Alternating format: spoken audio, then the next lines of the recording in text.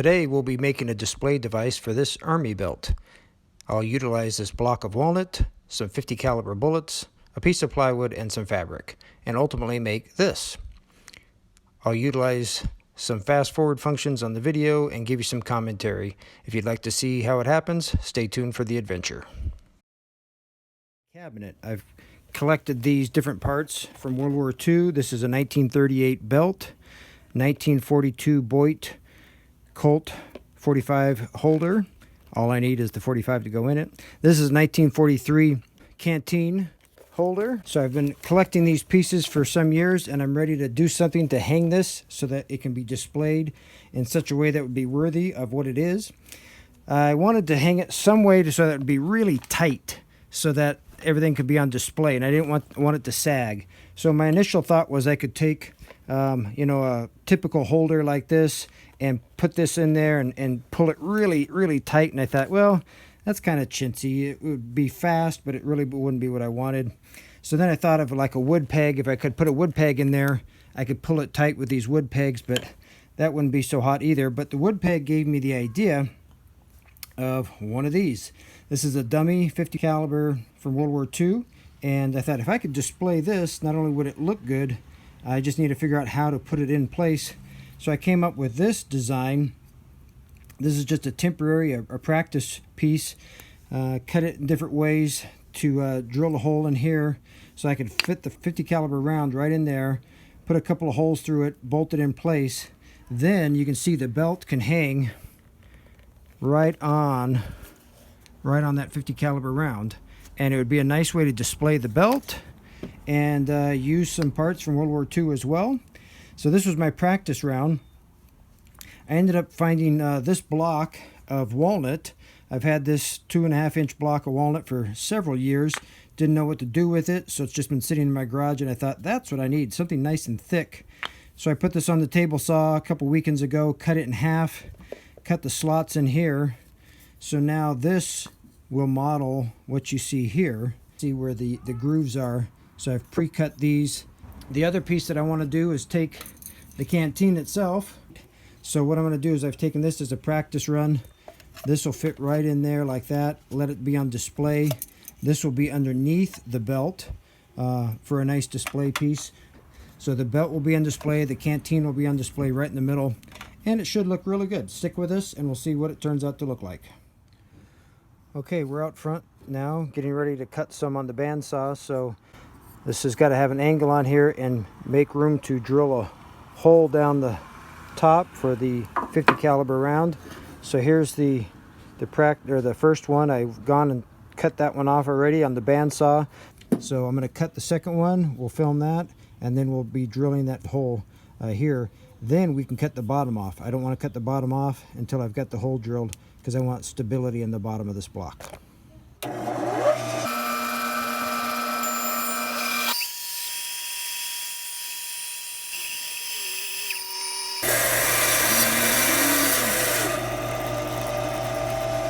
Okay, the second one has turned out pretty well. Again, not perfect with the bandsaw, but it separated pretty well.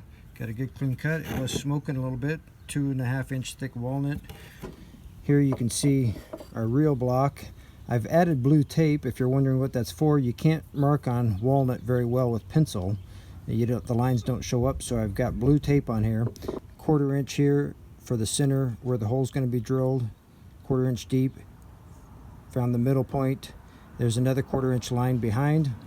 That'll give us space in the back for the bullet. We want the bullet to be able to sit and have some distance in the back for the belt to sit. So I've got my mark for drilling. Once we drill the hole, we'll be able to cut out this piece so that the bullet shows. So you can see the side of the bullet. I don't need to have the whole thing encased.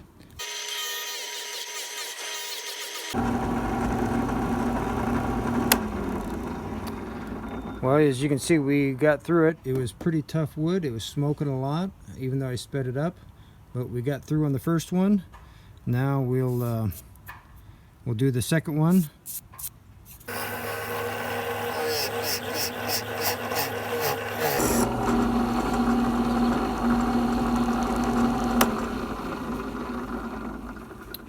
All right, there's our hole drilled through, broke through a little bit on the front, but that's okay because we're going to cut that off, and it's going to look great. We're going to cut out this chunk of wood right along here, get that piece out of there so the bullet will show, and then we're going to cut out this bottom chunk. So there's a little bit of material that will show. The bullet will sit right on that shelf, and we'll have a little bit of material there, then we'll take out this chunk.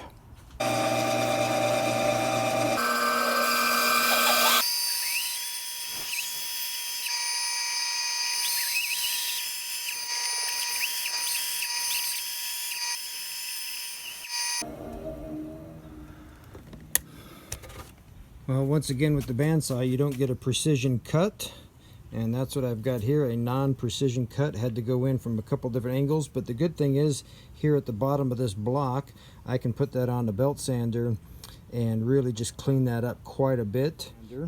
So still got this rough edge right here, you can see that. That's what I'm going to try to clean up and just get some general cleanup on the rest of it. I'm going to try to do a little bit on this upper part. Gonna have a really tough time getting that on the sander at this angle. It'll leave parts of it undone, so I can try both sides. Got to be really careful with the belt sander, though. It could take a lot of material off quickly, and if you're not careful, you can take material off of one side but not the other side. So got to be really careful to keep it balanced, square. I'm not going to get too aggressive. I just want to get some of the material off with this and then clean it up with lots of hand sanding.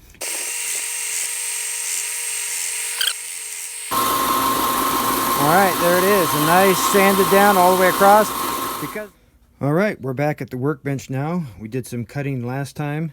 Now today we're going to take the 50 cal dummy round and see if we can clean up some of the rough spots. We sanded it on the bench mounted sander.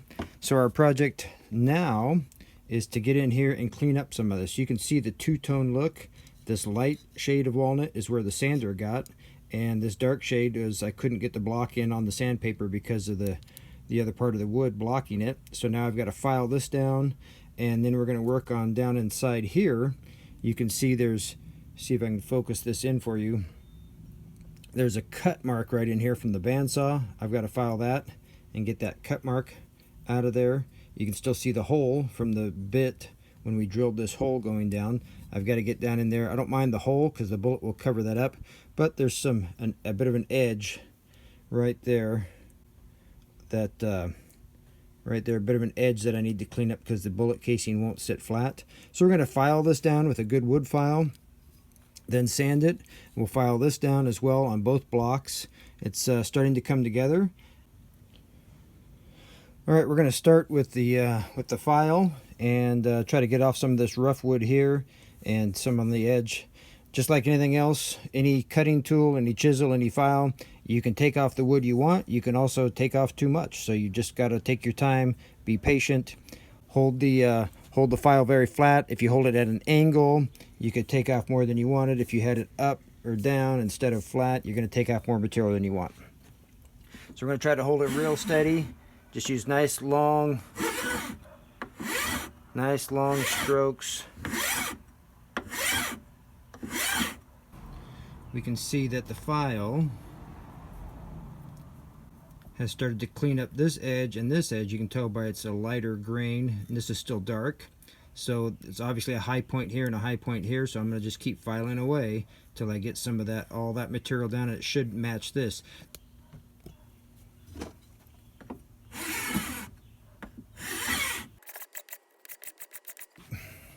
Moving in a little closer. We're almost there. There's just a little touch left of the rough wood. All right, we've gotten those cleaned up pretty well.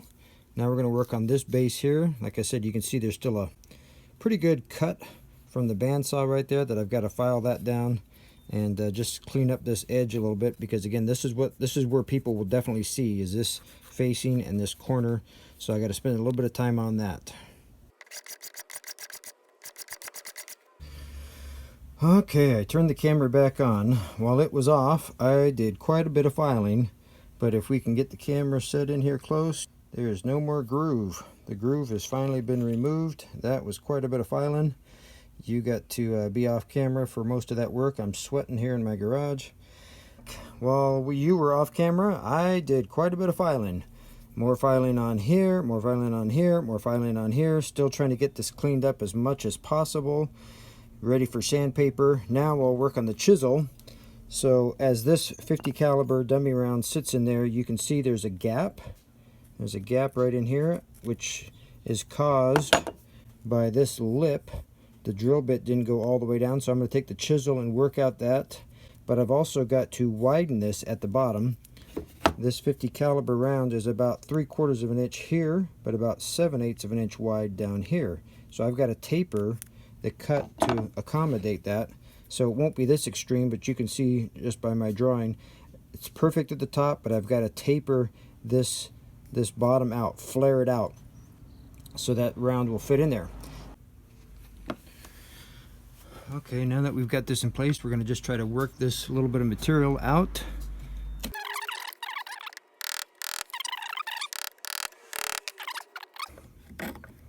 We can clean that up a little bit. Now we can see that this casing will sit flat right on there, fit right in that base. So I'm going to clean that up a little bit, and then we'll work on the flaring the sides. Did some chisel work on that. Now I've set the block up in the vise this way. I'm going to take my chisel and just try to flare out the bottom of this. See how that some of that wood just peels right off. Nice, nice easy peeling wood. Just taking nice gentle strokes. I don't want to take off too much too fast, because you can't put it back. So I'm going to work mostly at the base, because like I said, the top where this fits is already going to be fine. I've just got to work on the bottom. Okay, now I've got the 1/4 inch, so that's going to fit even better. Remember, I'm just trying to remove some of this material down here at the bottom. And just get my chisel in there and just let it pick up some of that material at the bottom.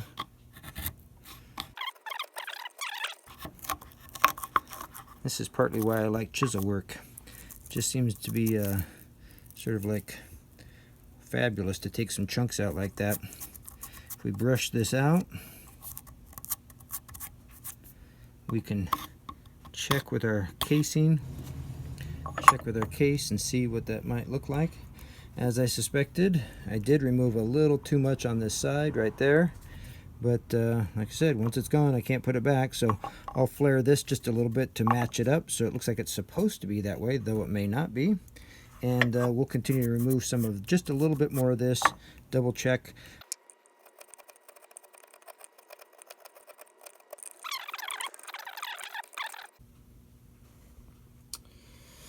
Well, I took away some more material. You can see those gouge marks in there from the chisel. Once the bullet casing is in place, you'll never notice those, so I'm not too worried about that. Okay, while you were away off camera, I put the block back in, chiseled away some more, tested it. Not enough, put it back in, chisel away some more, tested it. Not enough, put it back in, chisel away some more. And now it finally passes the test. It's tight at the base, meaning it's tight, but it also doesn't stick out. Good lines on both sides. The gap in the back is okay, not perfect, but okay. I test it right to left, it feels pretty tight. Forward and backward feels pretty tight. I am pretty comfortable with where that's at, how that's going to fit. This is ready in its rough form. I've just got to do quite a bit of sanding, clean it all up. And you've watched me do this one. Guess what? I've got a whole nother one to do. So here's the other one. So now you can see how these look a bit different. So I've got to do the same thing. I've got to file away this part, clean up this edge here from the bandsaw. You can see even on this one, this really rough cut from the bandsaw in there. Still got a little bit even on that side. I can clean that up a bit more. You can see the difference where I've got a file here. We'll chisel out some of this material like we did on the other one as well. Now I'm going to start sanding. My two really roughest areas are the top here and this ledge that I'm going to sand. I'm starting with some 100 grit. I think I mentioned before I really hate hand sanding, but it's a necessary evil when it comes to woodworking. So like I I said, with this 90-degree angle on the block, I can put my wood on there, sandpaper on there, really get this sanded up really nice both sides, so I can see it's already effective.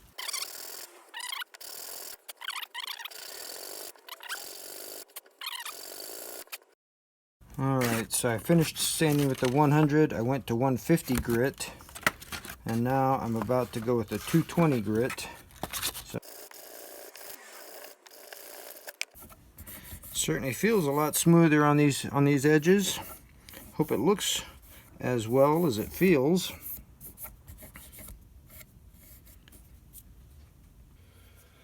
Alright, another episode working on this project.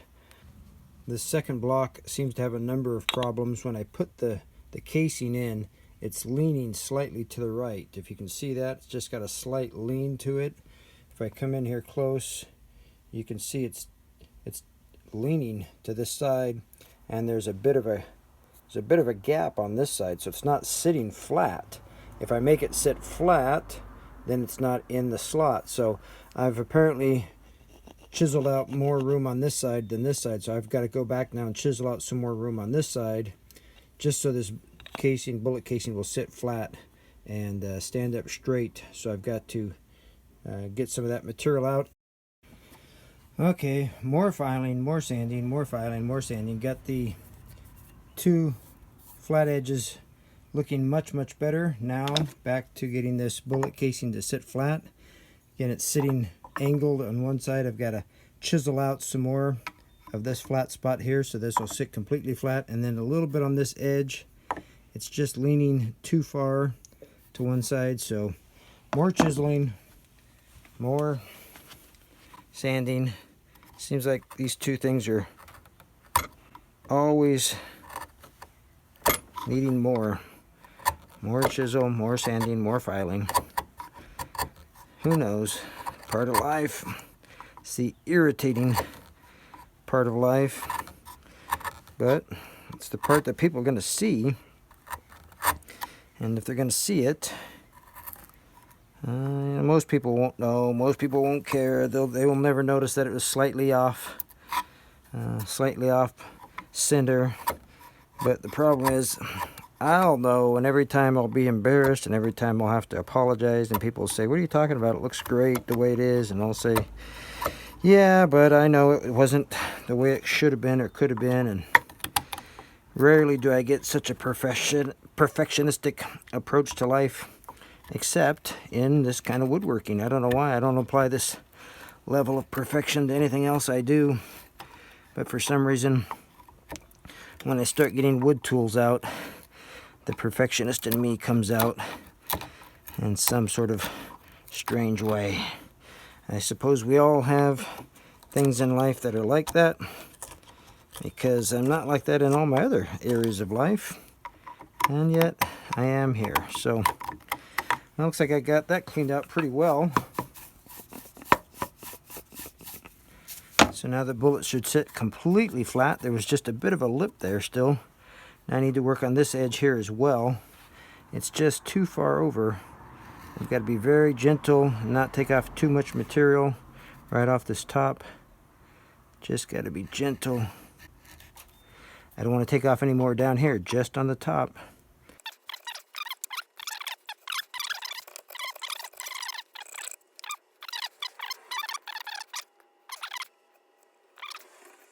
Check it again. It's starting to look a little better. Still now I've got a gap in the back, but it is getting better. I still need to work on this area here. Okay, we finally got there. When I put the bullet in there now, it fits nice and tight. In fact, I can show you this way. It fits flat, nice and tight, all the way around. And even the gap on the inside there is decent. We're halfway through this video, and since it's a display belt for World War II, let's have a World War II dedication. So for all those who served and sacrificed, I dedicate this video to your efforts. Specifically, I'd like to mention my friend Jack Gutman. He was a Navy corpsman or medic. He was involved in the D-Day invasion, June 6th, 1944, as well as the Battle of Okinawa, April 1st, 1945. Jack wrote a book, and in his book, he says that he was involved in the invasion of Utah Beach, and he believed it was Utah Beach for about 75 years. He had such bad PTSD that he never wanted to go back to France. He finally got the help he needed and went back for the 75th anniversary of the D-Day invasion, where he discovered he in fact landed on Omaha Beach. He hadn't been back for that long, but when he got back there, the visual scene of Omaha Beach came back to him, and he realized he had landed on Omaha Beach instead. If you'd like to see a great 9-minute summary of his visit to Normandy for the 75th anniversary, do an internet search for the name Jack Gutman, World War II veteran, and Fox News did a great 9-minute piece on his life. So Jack, I thank you for your service to your country. But I'll start with this, get the deeper file gouges out, and then use the hand sander.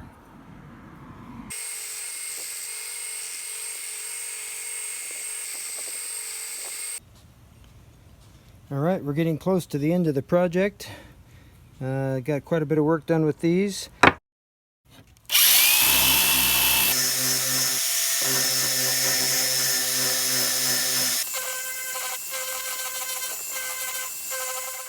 Recently I received these. These are nickel plated 50 cal dummy rounds dated from 1944.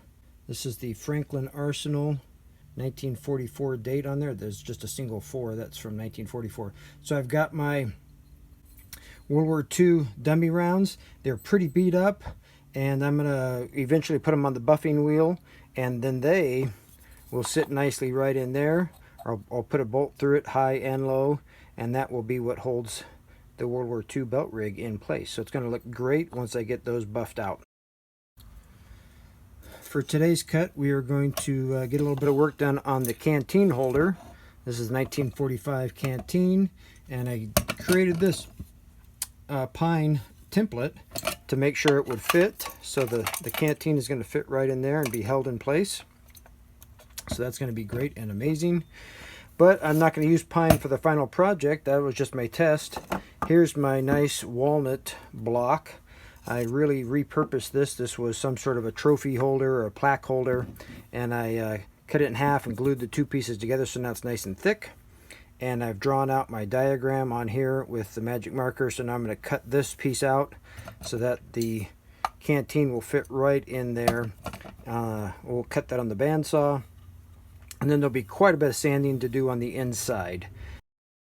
Okay, here we are with the bandsaw getting ready to cut out the center piece so the canteen can fit right in there.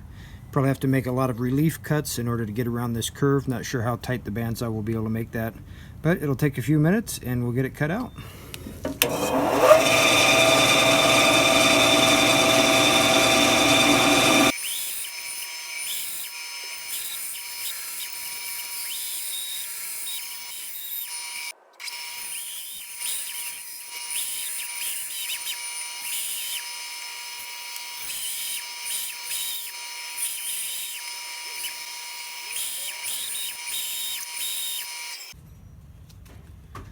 Alright, well, we were able to nibble away at that project. The bandsaw is just not a fine enough detailed tool to take this turn too sharp, so I had to nibble away. You can see inside now all these rougher grooves that I'm going to have to use. Get another tool and really sand that down. I've got some drum sanders that I can use on that to really smooth that out. But we got the big chunk out of there. Now we'll see how the next step looks. Alright, I've attached my shop vac right here.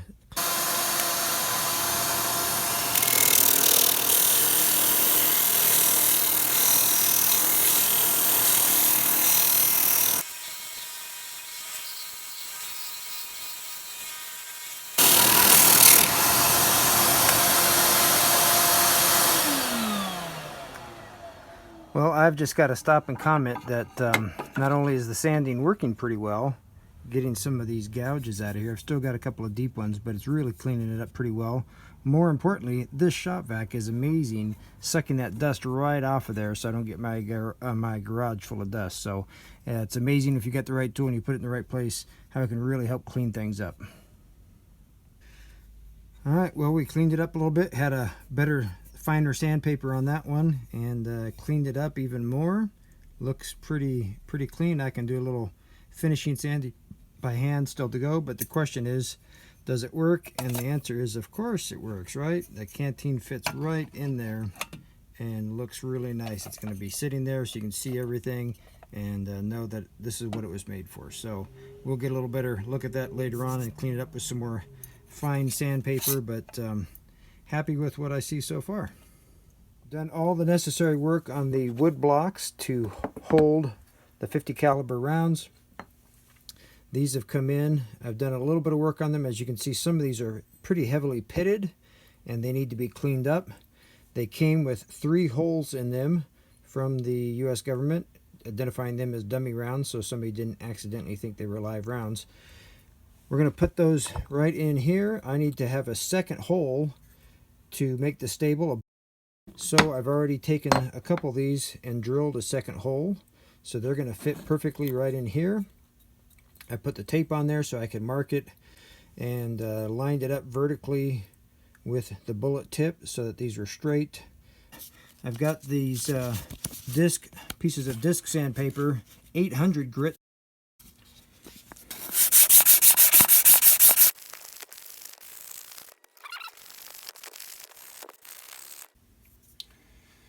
Okay, we're done with some of the sanding. As you can see, quite a bit of a difference between the bullet that's been sanded here and the one that is yet to be sanded, and it really cleaned up so much better with the sandpaper. But like a lot of things in life, I've gone backwards. I started with steel wool and that really did okay. Then I tried 800 and then 1200, and there was still quite a bit of pitting, so then I decided to go down to 400 grit with these, and the 400 really cleaned it up. There's still a little bit of pitting along the side here. I could keep working and get it out, but it's pretty clean. I'm not looking for perfection. These are from World War II. So with the buffing wheel, you take some of the red rouge, jeweler's rouge. We're going to turn this on. This will warm up and we'll apply the rouge to the wheel, and then we'll start buffing, and the rouge will come off the wheel and get onto the product or the item that we're buffing, and it'll really make it look clean and polished.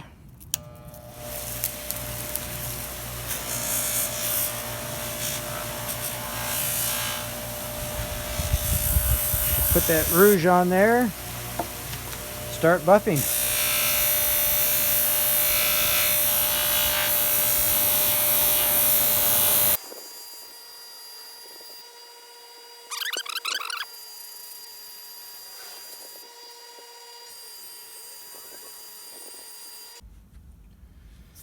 All right, we got done with the buffing wheel. Let's do our comparison. Here's the original. A lot of pitting, a lot of discoloration from years of storage. Here's ours after sanding. So after sanding, it looks very good. But now, after buffing, it has got a really great luster, a great shine. Another update. Here's the walnut holder for the canteen that will also be part of the display. It's going to look a lot like this. I took a good Forester bit, drilled down just a little bit so I could put in a 1943 penny. So during World War II, they were running low on copper because they were putting copper in the tanks and the trucks and the planes and everything else. So they made pennies out of steel in 1943. So I bought some of these on the internet several years ago, thought they were cool. So you can drop these right into that 3/4 inch hole. As I was looking at these, they looked pretty grody. I thought, I'll put the buffing wheel back out and put the pennies on there. So I did that, and as you can see, a dirty one here and the clean ones here. So these will slip right into these holes, like so, and like so, and really look nice, shiny, clean. When the canteen is on display, it'll be held like that, and cover up those 2 holes, but also bring out the steelhead pennies from 1943. Here's a photo of the bolts holding the bullet to the walnut block. These bolt heads look way too prominent, so we're going to take a moment to file them down, keep them strong, but just make them a bit smaller. All right, I've got one of these bolts in my vise to hold it steady. Got a nut on there, so this is really secure. I'm just going to take the hand file and see if I can file down some of the top of this head. I just think it's too prominent. and I want to try to lower the head height down as well as the circumference.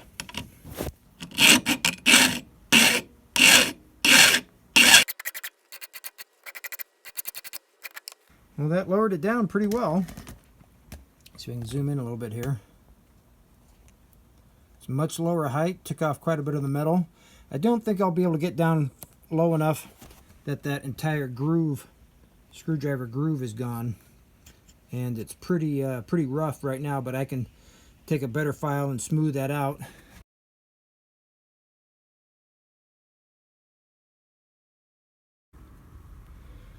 All right, this is an exciting day. A lot of work has gotten us thus far, and today we're going to put these bullets and bolts together. It's just a simple matter, of course. We're going to put these, remember we shaved down these heads to make them smaller.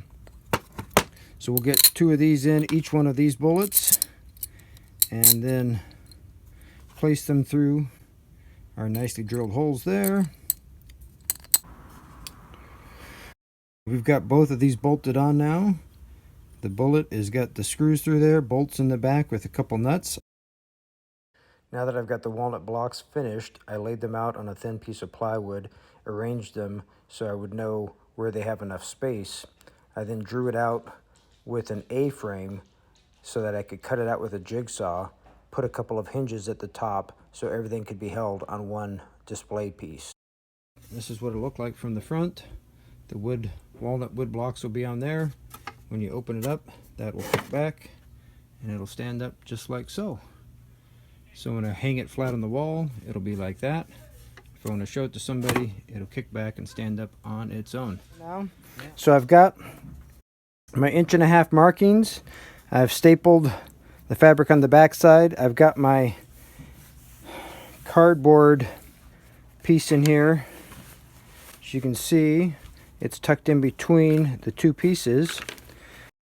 So I can set this up to be right on my mark, and this cardboard, this heavy duty mat, I can staple that down and have it right in spot. Same on the other side. So let's get 1 staple in there, making sure this is right on the money. I'm going to staple this in place. And I'll staple the other side as well. Pull it up. When you do fabric, you want it to be tight. Not overly tight, but somewhat taut. So now that's in place. Now the big question is to get this middle piece. You can see when I pull, we're up above the tape. If I let it relax, it's got a poof in it. So what I'm going to do is get this cardboard. Still got my cardboard, my matting right there. I'm going to pull up on this inside piece, tuck down on the mat, so I can get that to line up. Pull up on the fabric, push down on the mat to line that up right on that piece of tape. Right there. So that when I put a staple in there, now I'm going to staple that down right there, a couple of them. Now, when I pull up on this, it'll hold a nice tight seam, and it's no poof, and it's not going to suck up. I'm going to put a couple staples along each of the sides as well, so that it'll do the same. I just want to make sure I've got it somewhat tight on the inside, so I'm pulling up on the inside piece. Now, when I pull it from the top, this will be tight all along the bottom without having to have tacks in there. It'll stay nice and straight. I can tack the sides now. So we'll do that, and now I've got a nice tight seam all the way across. All right, there's the back of it. So I did my corners, so I trimmed it off. Here's the hinges hidden now behind the fabric. Well, that's a lot of work right there. And there it is, with the belt in place. It's hanging pretty much the way I thought it would. It looks like it's got a little bit more slack in it than I would like. I'd like these to be a little bit tighter. I wasn't quite sure where these needed to be to make it as tight as possible. But there it is. It's hanging in place. I just got to build the bracket for it to hang on the door. And there it will be. I lost the video where I put a finish on these products, so let me discuss it. You see at the bottom of this photo 2 walnut boards. This is the bracket that I built.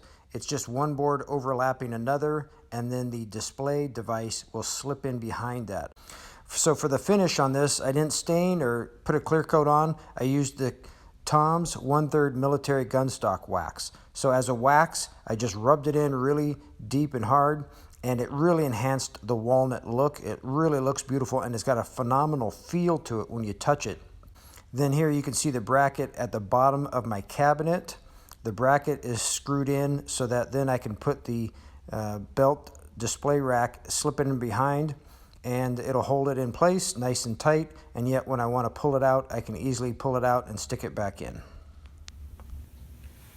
Okay, ladies and gentlemen, here's the final product. I've got it hanging on the cabinet door. It hangs down at the bottom of my cabinet because of some other things. So I set up a special bracket down below, and I made it so I can easily pick it up and move it. So it's now simply a matter of grabbing it, and it can now be displayed for people who want to get a closer look. These are the items we built with the 50 caliber, the canteen holder, and now it holds the belt nice and tight. Remember, we put the fabric just down to here so that the bottom would be exposed so that it fits in the bracket really nicely at the bottom, holds it tight, holds it snug. The back kickstands out, holds in place so everybody can look at it, and yet when you want, you can fold it up and it fits right back in. So it goes right back in place, nice and tight for storage. The last slide, a few project stats for you. The belt and components I collected over about a 4-year period, mostly buying things off of eBay. It took about 25 hours to build, sand, drill, and shape this device. That was scattered over about a year, working on weekends whenever I had some extra time. It took about 2 hours of video footage that I trimmed down to 40 minutes. And of course the video editing, that was about 10 hours as well. I had everything in my garage except the 50 caliber bullets, so I spent about 20 bucks on those. And hey, I still need a World War II knife or bayonet, and that holster I have is empty. So if you've got a 45 caliber pistol from World War II or a knife or bayonet and you'd like to donate them to this worthy cause, you let me know. Thanks for taking the journey with me, and be blessed in all you do.